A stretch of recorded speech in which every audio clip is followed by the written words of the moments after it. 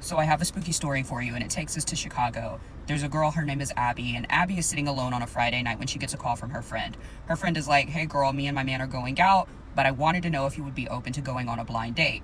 Now Abby's sitting in the house and she's like, I'm not really interested in that, but since I have nothing else to do, fuck it, why not? So Abby gets ready, she looks absolutely incredible, and she heads to this restaurant downtown. Now this restaurant is old as hell, or I won't say old as hell, but it was built in the 1920s, has all of this Art Deco style decor, and it's gorgeous on the inside. Anyways, Abby gets to the restaurant, she's the first of her party to arrive. She gets inside, there's a man who grabs her coat and he escorts her to her table. 4 seats open, one of them belongs to her, and she's sitting there waiting for her friends to arrive. She's just taking in the ambience of the restaurant. Again, it's absolutely beautiful when this man approaches her table. Now, she's instantly kind of stunned by how beautiful this guy is. He's got this gorgeous dark hair, he's tall, beautiful bone structure, like he looks like he's out of a magazine. He's got on this really nice outfit. It looks good on him. She's actually really pleased. He introduces himself as Robert. Now, her friend told her that the name of her blind date was Robert, so she's like, this is definitely the guy. And he introduces himself, like I said, and she's kind of blushing, but now probably for the first time in Abby's life, she is excited that she got out of the house that Friday instead of staying at home.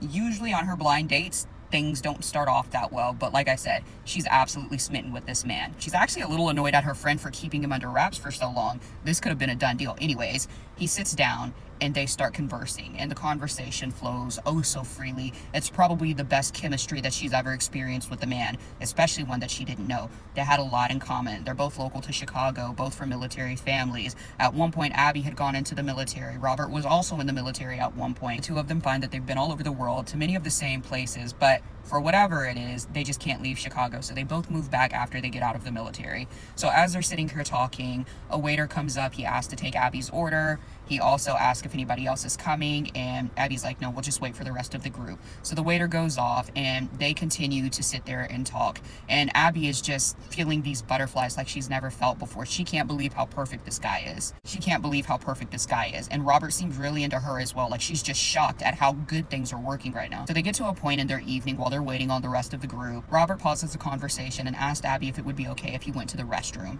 Abby, of course, obliges, and Robert stands up, and he's about to walk back towards the restaurant when all of a sudden he turns around really quickly and he promptly asks for Abby's number. Abby's looking at him deep in his eyes, and she's like, sure, you can have it, but this is really random. It couldn't have waited till you came back. And Robert's like, hey, absolutely it could have waited, but given the way our conversation's going, I just don't want to be so wrapped up in it that I forget. So obviously Abby is blushing, and she writes her number down on a piece of paper. Robert puts it in his pocket and goes to use the restroom. So Abby's at the table by herself now, and she's just kind of leaning back, and that's when she realizes that it's been closer to 45 minutes to an hour since they arrived at the restaurant. And so she's wondering where her friend is at, and a couple of minutes later she's also realized that Robert's been gone for about 5 to 10 minutes. So she's thinking that maybe he got caught up back there, doesn't know what's going on. But as she's sitting down at this table, all of a sudden she sees Renee, her friend, Renee's boyfriend, and this other person. Renee runs over to the table. She gives Abby a hug, and she's like, oh, sorry I'm late, we got stuck in traffic, yada yada. Abby, I want you to meet Robert. So Abby is like, what do you mean, Robert? I've been talking to Robert all night, and this guy looks nothing like the Robert she was sitting there talking to earlier. So Abby is super confused right now. In fact, everybody's kind of uncomfortable because she was like, I've been talking to you, but it's not you. So everyone gets seated at the table, and the waiter comes over, and he was like, okay, now your whole party's here. What can I get for you to drink? So everyone places their drink order, and Abby's like, can I ask you something? The waiter's like, yeah. So Abby asked if he had seen the guy she was sitting with earlier that evening, and the waiter was like, ma'am, there was nobody here the whole time. So Abby's looking at him just kind of quizzical, really. She's thinking she's crazy, and she was like, no, there was literally a gentleman talking to me this whole afternoon. And the guy was like, no, you've been talking to yourself, I just thought you were on the phone. So at that point, Abby's like, all right, I'm gonna call it quits. And Abby decides that she's gonna go ahead and excuse herself to the bathroom. So she walks in the women's room because she thinks she might have been ditched on this date by this oh so perfect guy, and that's when she gets followed in by an older woman. When I say older woman, I mean 80s, 90s, not really like 50s and 60s. So this is an old woman. And Abby is playing in the scene, playing with her hair as usual. And this is when the woman is like, I overheard the whole thing. And yes, I did see the guy that you were there with that night. So Abby is like, yes, I am absolutely not crazy. But now she's even more mad because she's thinking she got ditched on a date. And so the old woman tells her that this restaurant has been around for 100 years, obviously, and that she's been going there since she was a little girl. Her parents would take her, and as she got older, it became kind of like a family restaurant. She knows everybody well. And Robert, the man she was seeing, has been a fixture since her childhood. Now, what happened to Robert, allegedly, is that Robert died during World War II, but he loved being at home in Chicago. He would come here, he would eat with his family, and once he got shipped off to war, they didn't know that they wouldn't see him again, but it's said that his ghost still haunts that location. Now, Abby's looking like she literally saw a ghost, because she did, technically, but she doesn't really believe it. And this guy was too perfect, the outfit was a bit too modern, and she couldn't explain it, and the woman's like, well, yeah, you know, it's not unusual for the people here to dress up a certain way, so I can see why you would think that, but I guarantee you, I have seen the same man since I was 6 years old, and he has not aged a day.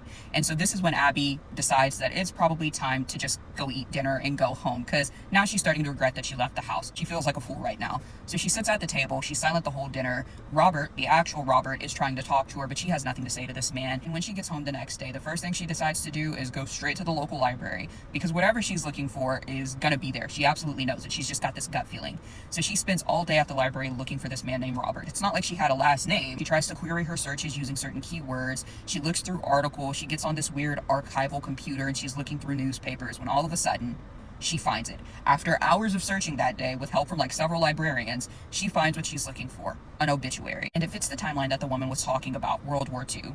And the article was sad. Robert was a younger man, 20-something years old, gone off to war and died overseas in Europe. Shipped his body back, buried him there at home in Chicago, and they had a small, super duper blurry photo, but she recognized those gorgeous features anyways. That was her Robert. Now to this day, she doesn't understand why Robert picked her to conversate with, and if maybe in a past life they had all of this chemistry, but one thing she knows for sure is that she went on a date with a ghost that night, and it was probably one of the most memorable nights of her life. And quite frankly, she hadn't had a better date since, but that's a story for another day. Anyways, drop your thoughts in the comments. Let me know what you're thinking about this story. Do you have any similar experiences? If you do, drop them in the comments, and I will see you guys in my next video.